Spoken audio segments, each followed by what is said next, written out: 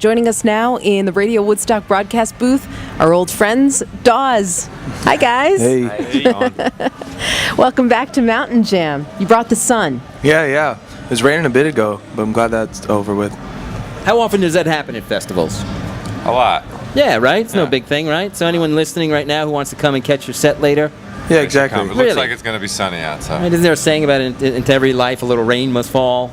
Right. I feel like if you got the appropriate clothes for it could even be pretty fun. Yeah, right? And I see people playing in the mud. Yeah. So, how you guys doing? Great. Doing real good. What you been up to since last year? Since we saw you last year. Actually, we saw you in between. Yeah, we've been touring pretty consistently, trying to get songs together for the next record and that sort of thing. But yeah, playing a lot of shows. Are you able to do writing on the road? A little bit, more just kind of iron things out, but rarely I've never really been able to get the beginnings of a song written on tour, but there's always first times for everything, so hopefully that starts happening. Who knows? So you guys, last year you killed us, so we wanted you back. The record came out in between, the new record came out in between, so we had you come play the lunch lounge at the radio station, Carmel, of course, hosting that. And that weekend you had the chance to go over to Levon Helm's and play a ramble.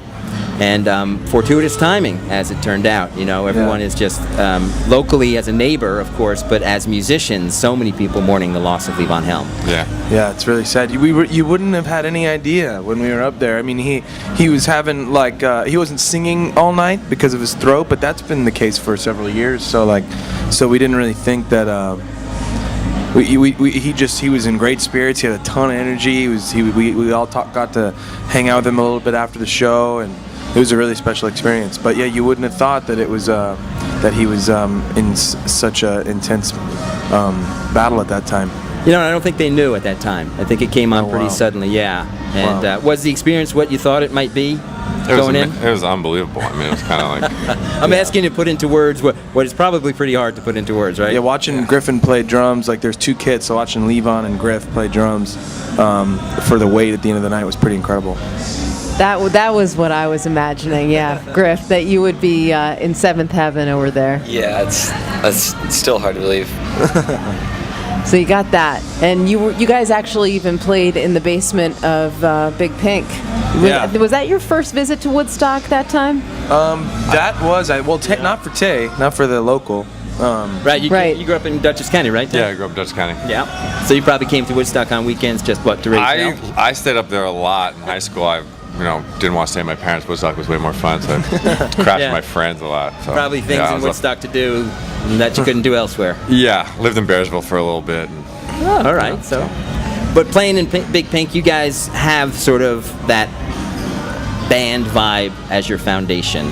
Yeah, that was definitely played a big role in what inspired the identity of this band in getting started and stuff. Obviously, like any band, our influences and inspirations have grown into other things as well as maintaining that. But yeah, I don't. If it wasn't for the band, I wonder, what this band would sound like.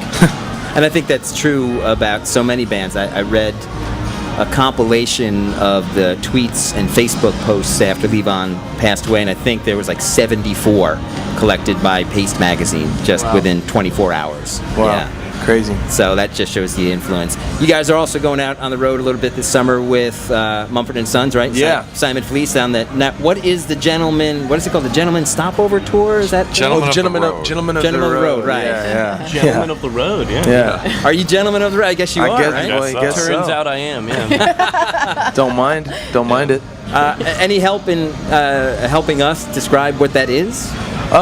I don't. I mean, we kind of heard about it with the announcement, so it really wasn't like they called us up and said, "Hey, what do you guys think of us calling the tour this?" So in terms of what it really inspired it, I guess we don't know exactly, but I do think that an associative thing between Mumford & Sons and Dawes is that obviously Mumford & Sons is a exponentially larger band than we are, but I think both bands are known for basing a lot of their careers on playing a bunch of shows and being on tour most of the time. and so I think we definitely share that in common. And so I think it's kind of a romantic way to look at it, of just your two bands, obviously, operating on different tiers right now, but definitely have that one thing in common and coming together and gonna play a whole bunch of shows together. Can you tell us anything about the upcoming new album, other than you're working on new songs? Is there a feeling that you're getting yet about what the sound is going to be like, or anything different we can expect? We're definitely exploring more. We're definitely trying to, I feel like there is a line that can be crossed where people that like a band, they feel this sense of abandonment, where it's who's this band? I don't even know who this is anymore. This isn't what I loved. And we're definitely, I think, because we've always strived strictly to do what comes naturally. It's definitely maintaining what Dawes is and featuring each member of Dawes individually, as we've always tried to do. But then I also feel like along with that, we've been exploring a lot more, different new colors in regards to chords and melodies and changing keys. Just trying to expand musically in a way that we never have, because we've so far kept it pretty traditional in certain respects that we're now trying to, I guess, branch out a little bit from. That sounds exciting, actually. Yeah. It does. As an artist, who wants to stay the same? Yeah. You hear a sound that you've never heard before, or a tone, and you think, wow, I want to use that somehow. Yeah. And that's how the great bands evolve. That's really how it happens. So, terrific. Well, you guys are on the West Stage at about 5:15. So, people, as I said, plenty of time to get here. Tickets are on sale at the box office, and come see this incredible band. We're so glad you're back again at Mountain Jam. Thanks for having us.